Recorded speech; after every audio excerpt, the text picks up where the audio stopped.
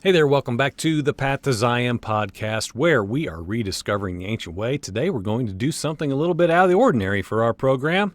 I wrote a very short story the other day, an allegory of sorts, and we're going to read it here now.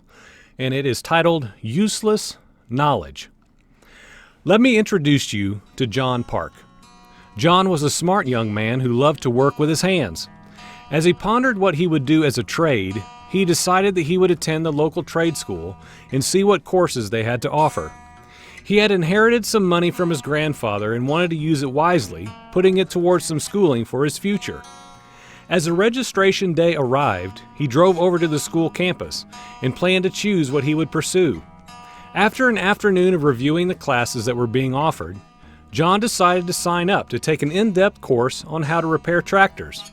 The course was 12 months long and he was excited to start. He had multiple textbooks that were complete with illustrations and endless examples of step-by-step processes of tractor repair. Right from the beginning, John studied tirelessly. After the first month had passed, John began wondering when they would begin to have some hands-on training. He was eager to get started. One day after class, John humbly asked the instructor, "When will we begin actually working on what we're learning about?" "Great question, John," the teacher responded. "We'll get to that later, though. I'll be sure to let you know." John patiently assumed that the actual work would happen in proper time. Months 2, 3, 4, and 5 passed. No tractor. No hands-on training. The rest of the class seemed quite content with simply book learning each and every session without asking any questions. This, however, was not the case with John at all. He would continue to regularly ask when they would practice what they were learning, and this was often responded to with odd ridicule. "Make sure you're not being too difficult, John," the teacher would often say. "Everyone here is satisfied with the books and the lessons. You're an incredible student, John, and you're at the top of your class. Your testing is superb. You're mastering all of the material. Don't worry. I'd even go as far as to say that you're most likely to get the best tractor repair job of your entire class after graduation." John shrugged his shoulders and walked off confused, yet disappointed again. The class was not at all what he thought it needed to be in order for him to really learn what was necessary in real life. But everyone else seemed okay with it all, so he continued on. He didn't want to be considered a nuisance. John went on to be the top of his class, just like the instructor had said that he would. He was given a certificate of completion, and he even had his name on the top of the program at the graduation ceremony. John, however, was not satisfied. "Have I really learned what I'll need to know to do this?" he wondered. He assumed that he must be properly prepared and educated because he always did what he was told. He always trusted those who were in authority over him. He trusted the system to the end, and now it was time to go out and use what he had been taught. The next Monday after his graduation, John excitedly pursued work with his new knowledge. He made phone calls, he submitted email applications. He even attended interviews where he answered a lot of questions and felt that he did favorably. As expected, John received a phone call within mere days. The voice on the line said, "John, we've reviewed your application. We've called your instructor and it seems that you're very knowledgeable. You're a perfect fit for our shop. We'd like to offer you a job that starts next week." "Yes," John said. "I will surely be there. Thanks so much for this opportunity."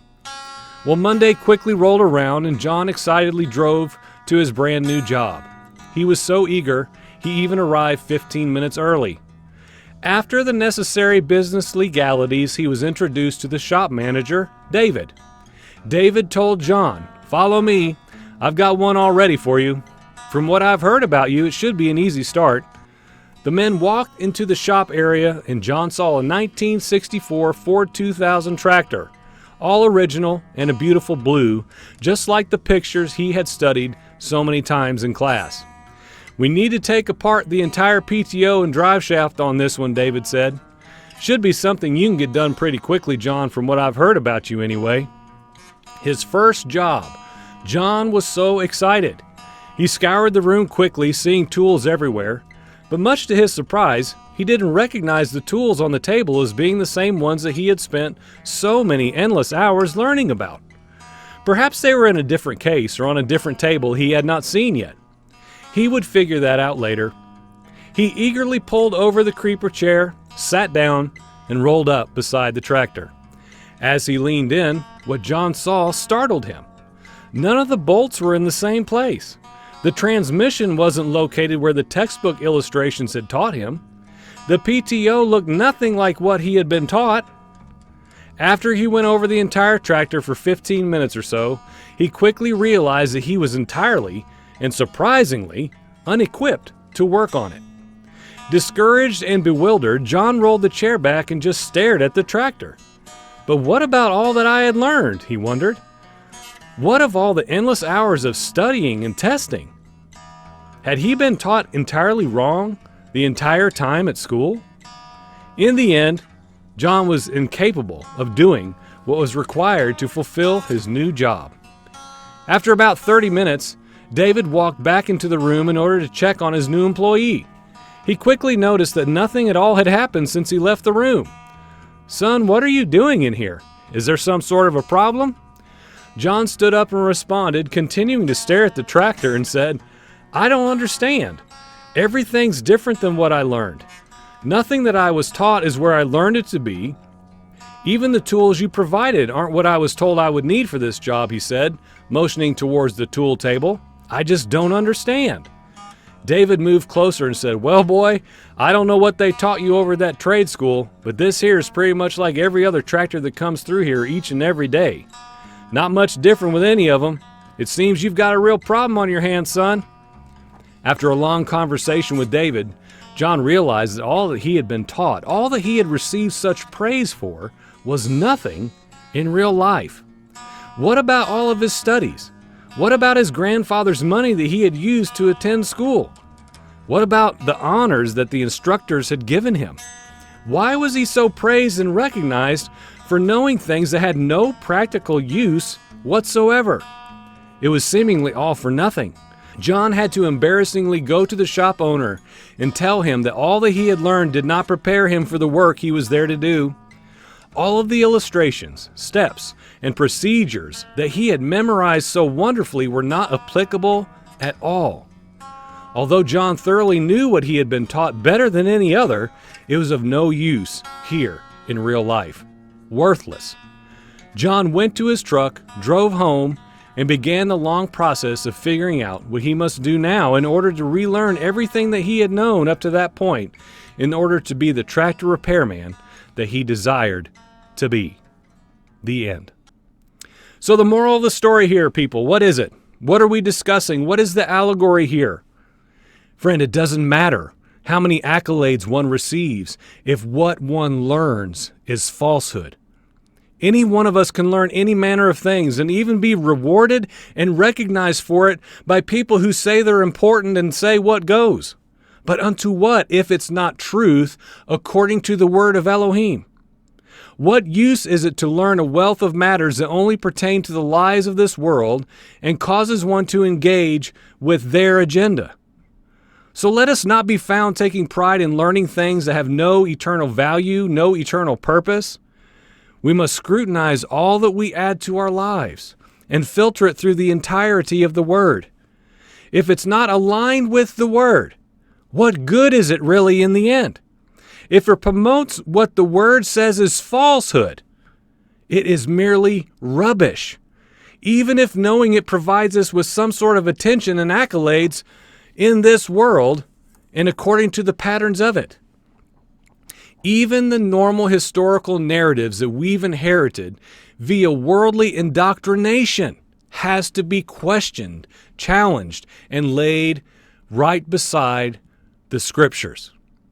Have you ever questioned matters that you consider concrete and true, that you too have been taught and trained? Just because the masses believe a matter does not in any way make it truth. Some of us are willing to ask tough, often awkward questions and willingly endure the ensuing ridicule that comes. A lot of us know this world. Most, however, do not ask questions. They simply float down the stream of popular belief, riding the current of conformity.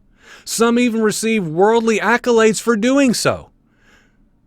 Accolades that in the end are hollow and meaningless. Today, friend, in conclusion, would you please consider what you ingest today, what you learn, what you give yourself to understand and add to your understanding, add to your life. What are your goals? What are your goals for your children? What do we desire to see them grow up into adulthood to become? What goals are aligned with scriptural truth? What knowledge is sourced within the wisdom of this world? Friends, time is short. Let us return to becoming a truly set-apart people who cling more tightly to the Word and what it says is truth, more to this than to any other thing. Let us not be captivated with possessing only useless knowledge. You've been listening to the Path to Zion podcast, where we are rediscovering the ancient way. Thank you so much for listening today. Amen.